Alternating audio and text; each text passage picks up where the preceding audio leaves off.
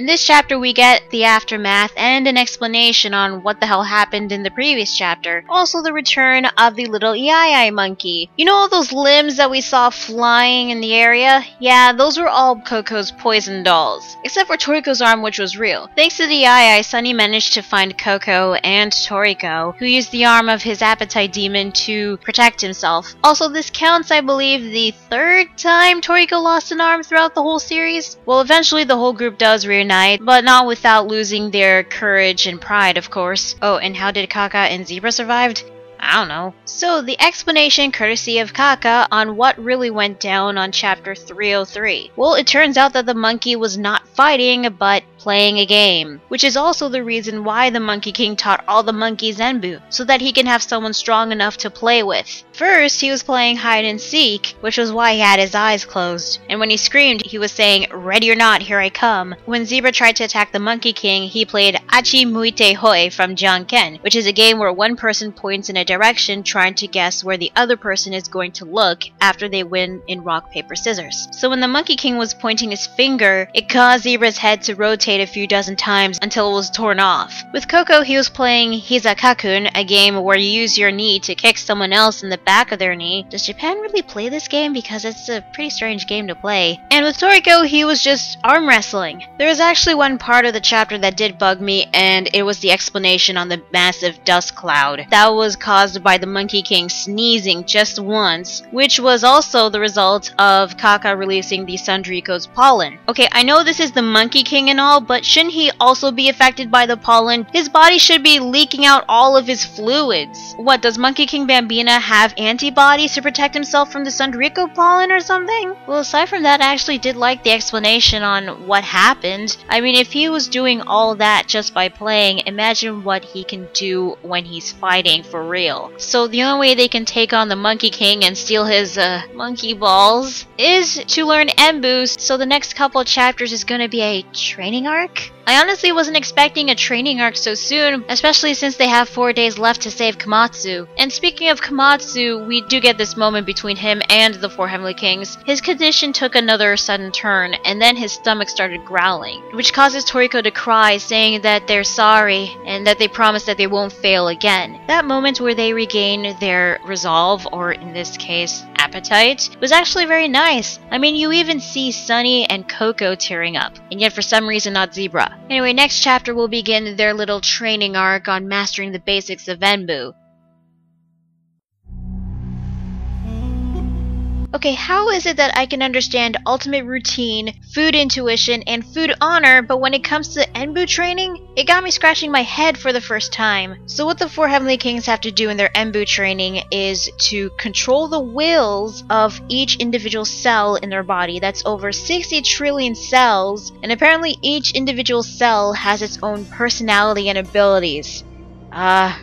Okay. And once they master this Enbu training, they can be able to easily move on 100G Mountain, because by controlling the cell's wills, instead of resisting energy, they can ward off energy from their bodies, which also applies to gravity. Even though I was confused the first time I read this, I did like the illustrations on how Enbu works. And I just find it incredibly strange seeing every single cell representing an individual Toriko. It's strange, but it was kind of funny seeing all the different Torikos. There's even a panel of little cell Cocos, and each of them having their own brain. And yet, compared to the Toriko cells, they look the same. Sort of. So for this to work, the Four Heavenly Kings are going to be juggling these BB pill bugs, which they can become heavy, light, fast, even stopping in midair, become very stinky, and can expel a poison that will melt their hands if they don't let go within 0.1 seconds. Okay, the weight and the speed I can buy, but the smell and the poison?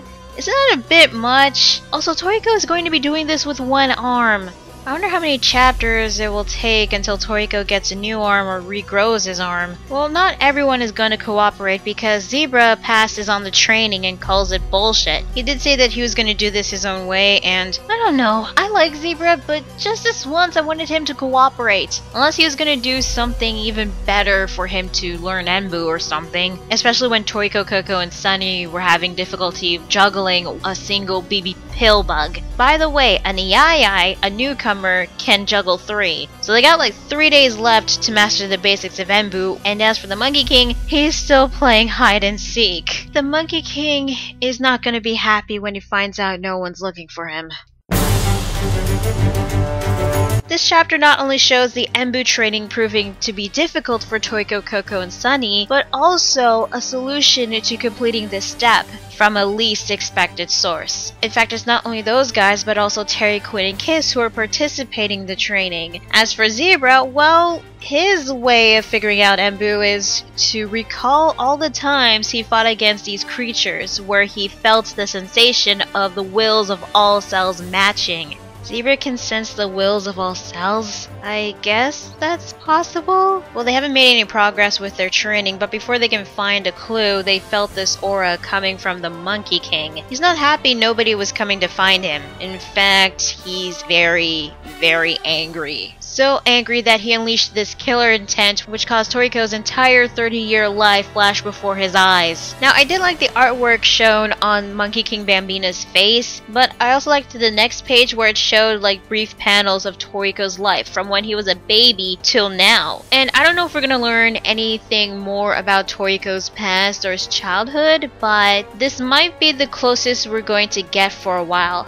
In fact, there's this one panel where Toriko meets the rest of the 4 Heavenly Kings and Rin is blushing like crazy at Toriko. So we can just assume that for Rin it was love at first sight, I guess. But this only lasted within less of a second, since Monkey King realized that his hiding spot was so good that the Seekers gave up trying to find him. So he just went back to the mountain peak. And this happened within less of a second. It seems that Shimabukuro is trying to make Monkey King very powerful within every chapter he's in. I mean, seriously, he's really hyping up this monkey. And yet, this was the clue that the 4 Heavenly Kings needed to master their Enbu training, because even though it was less than a second, all the cells had the same reaction for the first time, and after feeling this fear, they desperately all matched. In fact, Zebra figured out that was what he sensed when he fought those creatures back in the past, the last moments before he killed them. So remembering the fear that he felt from the Monkey King's anger, he used that to unify all of his cells, which was proven successful as Toriko finally caught the BB pill bug. Now, at first I found the Enbu training a bit strange, but I am glad that they finally made some progress, and hopefully we can move on to some other stages that might be a bit better than juggling. Thus we reached the final Toriko chapter of 2014. Thanks to the Monkey King, Toriko, Coco, and Sunny have made a lot of progress. Toriko, still with one arm, can juggle 30 BB pill bugs. Coco and Sunny can juggle 50 each, a total of 100. And Zebra, well, he's eating the BB pill bugs. God damn it, Zebra. Well, Kaka did convince Zebra to do the Enbu training by saying that the BB pill bugs will taste better when they move around from juggling. You know, if Kaka wanted Zebra to do the Enbu training, she could have said that sooner.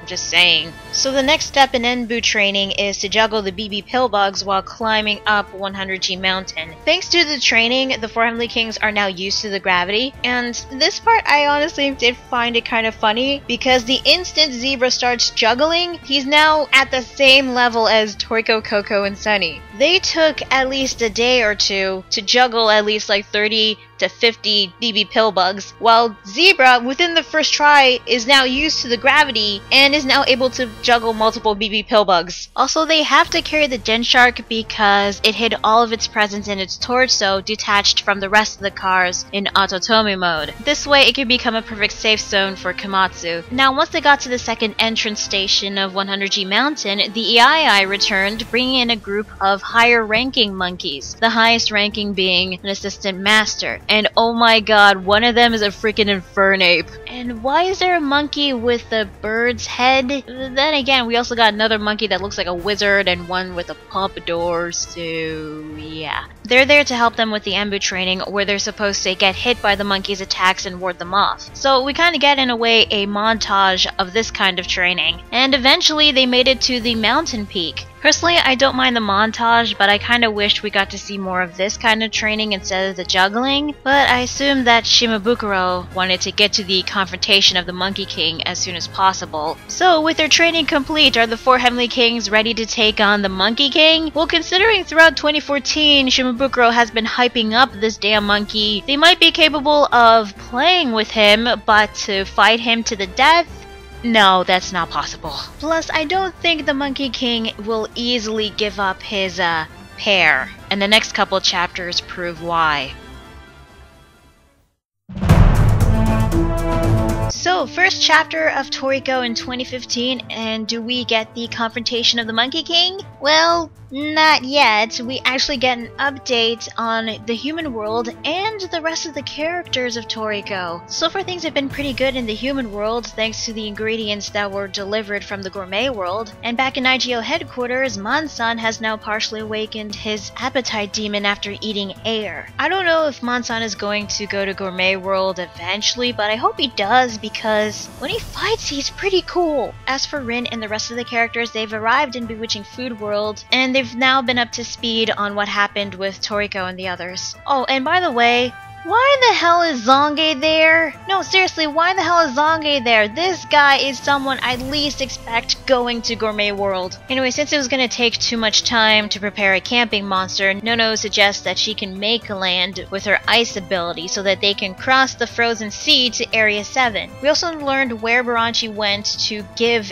air, and it was to the Bishokukai in the Sea Mountain, their new headquarters. It seems that Midora himself requested Toriko to get air. Again, makes me really wish we gotten a flashback on what happened when Toriko confronted Midora. And you can't blame Baranchi for being hesitant on meeting with the guy, considering, you know, he was the one responsible for ending the gourmet age. Unfortunately, we don't get to see Midora, Starjun, or the rest of the remaining Bishokukai members, but we do get the next best thing, and that is the Blue Nitros and Joa in Dining Planet. Seems that they're aware that air has been brought out 100% of its taste, thanks to Kamatsu, and Joa was considering going by him, itself to take air, but the Blue Nitros tell Joa not to since they've reached the countdown to the solar eclipse. Also, the Blue Nitros were curious about the true tastes of the planet's full course and how the people will bring those true tastes out. A third Blue Nitro also appeared, and it turns out this was the same Nitro that Toriko and Kamatsu met in Vegetable Sky. I also want to say that this was the same Blue Nitro that killed Ichiryu, but the Nitro that we saw that killed him had a darker shading, so it might be the same Nitro or not. I am not sure. That was the last part of the update in this chapter. In fact, this whole chapter was an update. And honestly, it was a deserved one because we at least get to see what was going on so far in Human World and what's going on with the rest of the characters, especially with the new antagonists, the Blue Nitros and Joa. Their goals at the moment are still a bit vague, but what they'll be doing now is to see how the true taste of Acacia's full course will be unleashed. If that were to happen, then maybe Neo will send a couple more of its members to capture the rest of the ingredients, which will lead to more confrontations of Neo. And as much as I liked seeing the rest of the characters, I'm curious as to what they'll be doing once they caught up with Toriko and the others. As for the 4 Heavenly Kings, they're now more than ready to take on the Monkey King, but once they got to the mountain peak, there was a wrestling ring made out of bones and intestines. When I first read that, I was like, oh please, please, please let there be a monkey wrestling match.